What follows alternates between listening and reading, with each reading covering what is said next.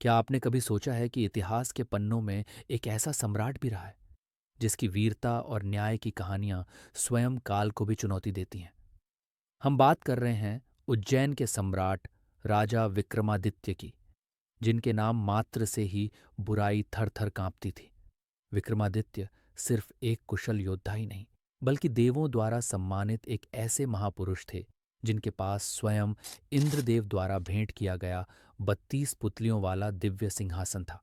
कहा जाता है कि इस सिंहासन पर बैठने वाला व्यक्ति कभी असत्य नहीं बोल सकता था, परंतु उनकी सबसे रोमांचक और अनसुलझी गाथा जुड़ी है अमावस्या की उन डरावनी रातों से, जब वे श्मशान के सन्नाटे में एक मायावी प्रेत बेताल को अपने कंधे पर लाद कर ले जाते थे।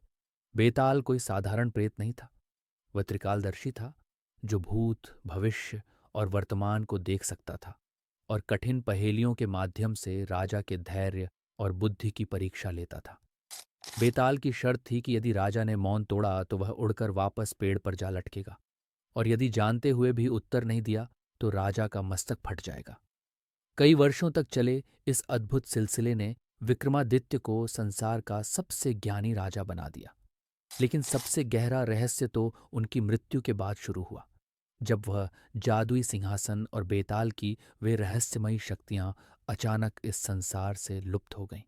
सदियों से खोज जारी है, मगर वह दिव्य आसन आज तक किसी के हाथ नहीं लगा। प्राचीन ग्रंथों में उल्लेख है कि वह सिंहासन आज भी किसी गुप्त स्थान पर अपनी दैवीय शक्तियों के साथ सुरक्षित है, और वह केवल उसी के सामने प्रकट होगा जो विक्रमादित्य जैसा निष्पाप और न्यायप्रिय होगा। शायद वह पवित्र सिंहासन आज भी हमारे आसपास कहीं छिपा हो और किसी ऐसे ही सच्चे नायक की प्रतीक्षा कर रहा हो जिसकी आत्मा विक्रमादित्य जितनी शुद्ध हो।